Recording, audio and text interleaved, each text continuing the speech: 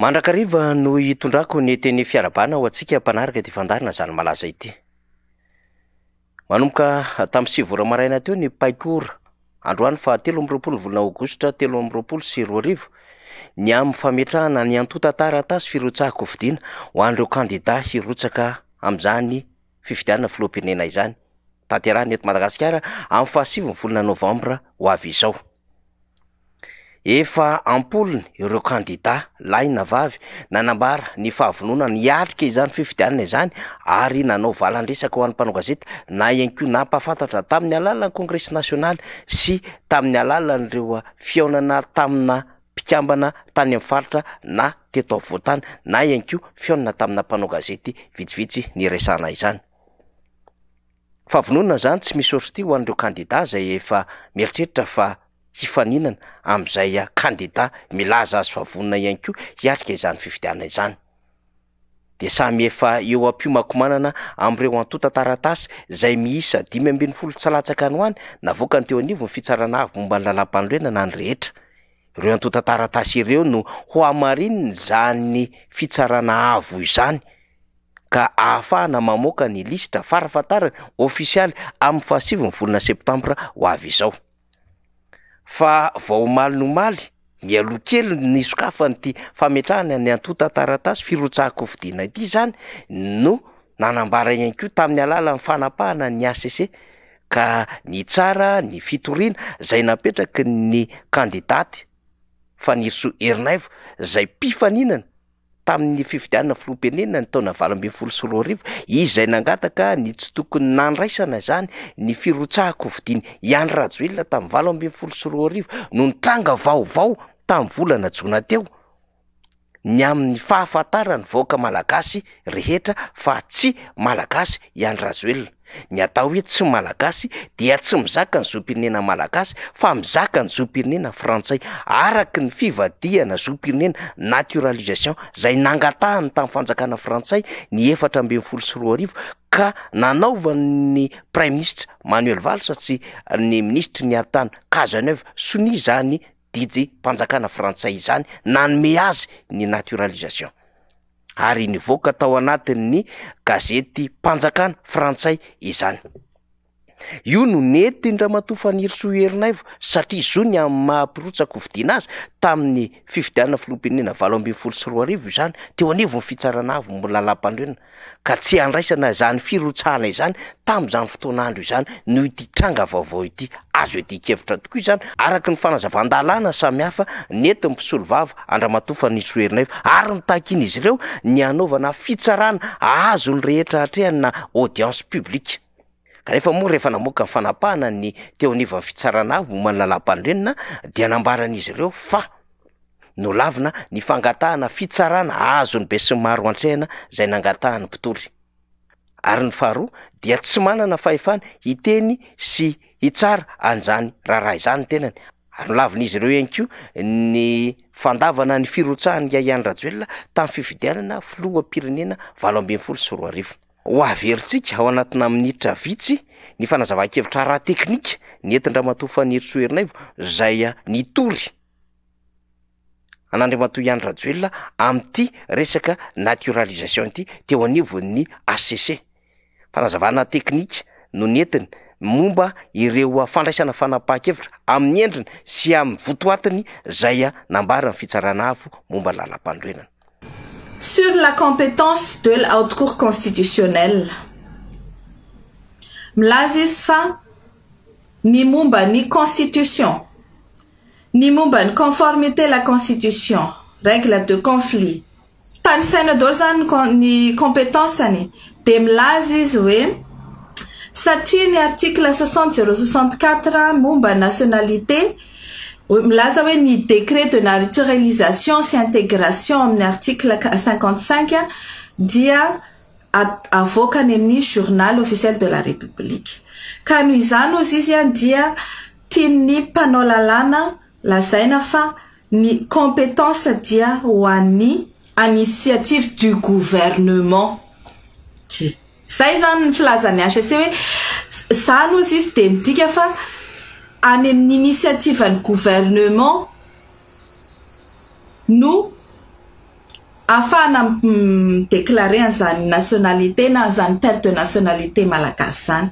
Eo zany tsika miteny fa nianatra ve sa tsy nianatra reo ao amin'ny HEC reo satria mazava de mazava ny lalàna mikasika an'izay ao amin'ny article 60 et suivant milaza fa eny amin'ny tribunal de première instance no mandeha ny resaka nationalité ary izahay tsy nangataka tamin'ny HEC hoe lazao fa tsy manana nationalité tsony Rajoelina.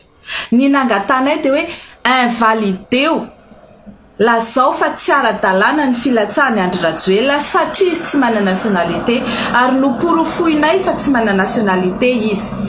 Anjaran'ny HEC zany ny miantso mandefa ADD na hoe jugement avant dire droit na hoe didy savaravina na mandefa lettre pour conclusion écrite manao an'le question préjudicielle any amin'ny tribunal de première instance nahoana ny tsy nanao an'izany ny HEC.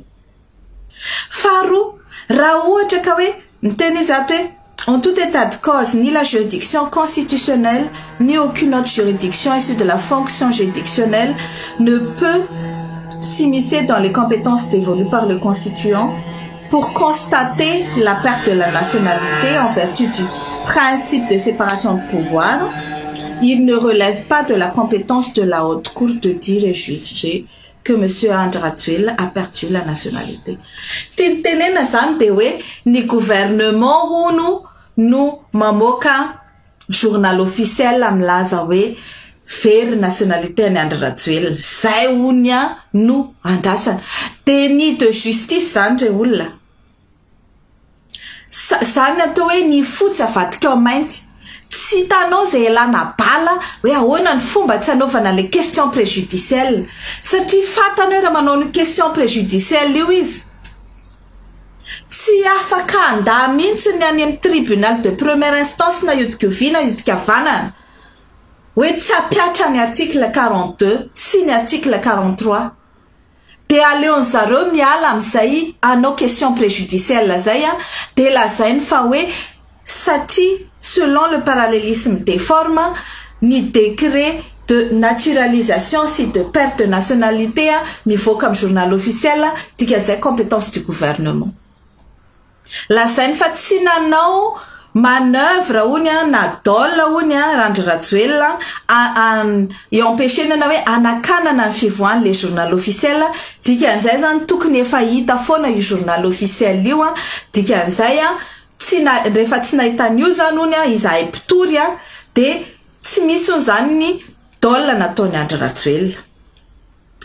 Que le moyen de qu'en tout état de cause, la charge de la preuve des manœuvres frauduleuses ou dolosives ou de la perte de la nationalité appartient à celui qui la lègue, que le moyen de recevabilité de la présente requête fondée sur l'existence d'un fait nouveau, en l'occurrence manœuvre dolosive et frauduleuse, où l'acte constatant la perte de nationalité ne saurait prospérer.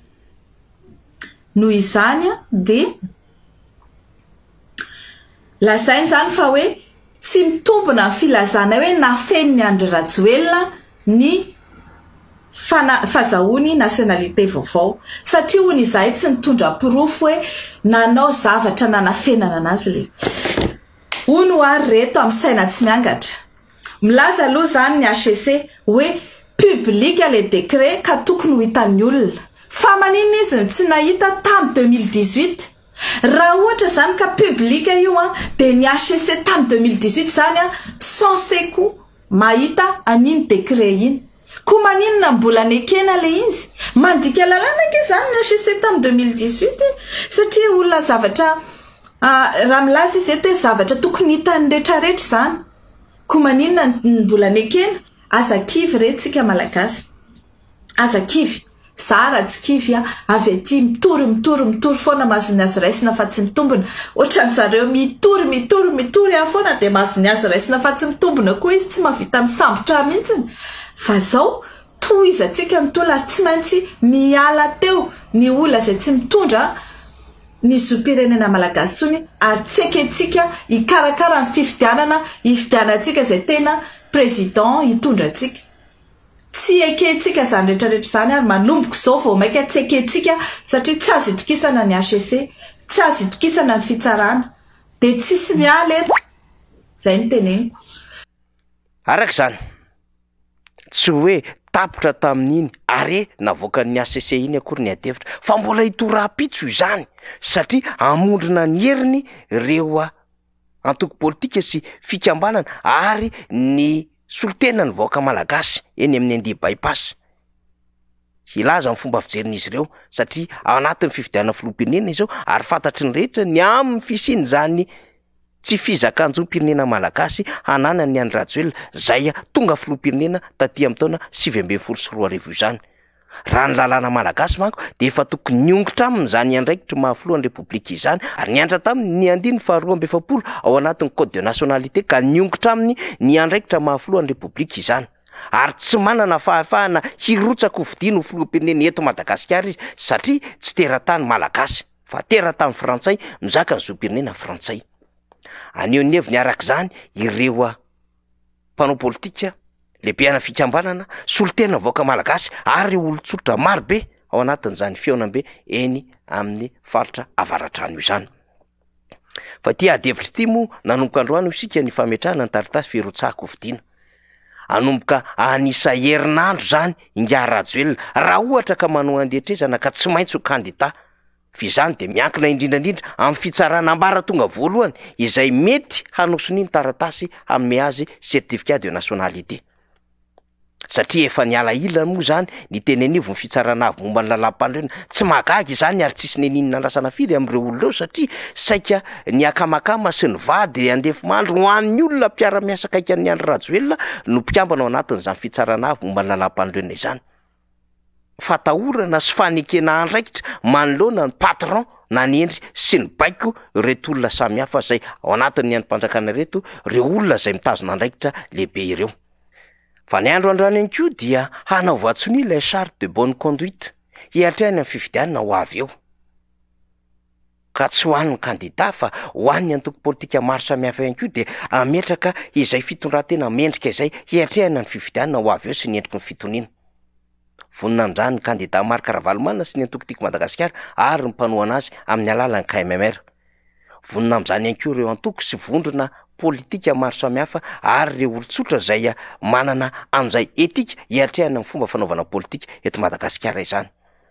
Fa fantaniana petraka de hoe vonina amin'izany ve anatin'izany fahadiovan'ny famindram-pitantanana fahadiovan'ny fifandimbiasa-pahefana izany ihany koa ve ny fitondram-panjakana satria tsy maintsy iova sata iova andrina iova amin'ny alalan'izay hoe latsabatom-bahoaka izay ny mpitondra fanjakana. Fa vonina amin'izany ihany koa ve ao anatin'izay hoe bonne conduite zay ny androm-panjakana zay hitsara ny valo mpifidianana ho avy eo de ny HCC zay vao nitondra antsika fanamariana tamin'ity fandaharana ity. Anana bonne conduite mazava tsara ihany koa ve araka ny andraikitra na ampiantsoroan'ny lalàna azy ve ny eo anivon'ny voameram-pirenena mahaleo tena misahana ny fifidianana. Dikan'izany tsy bonne conduite na fitondrantena mendrika ho an'ny kandida sy ny mpanao politika irery ihany no adevitra amin'izao fotoana izao fa na ho an'ny mpikambana eo anivon'ny HCC sy ny HCC amin'ny androm-panjakana azy na ho an'ny mpikambana eo anivon'ny CENI sy ny CENI amin'ny voameram-pirenena mahaleo tena azy dia angatahana nanana izay bonne conduite izay satria miainga avy amin'izy ireo ny fahadiovan'ny fifidianana ho avy eo. Hatreo alohan'androany toizantsika indray ny fandalina sy fanadihadiana ho an'izany malaza. Makasitraka tompoko lahy, makatelona tompoko vavy.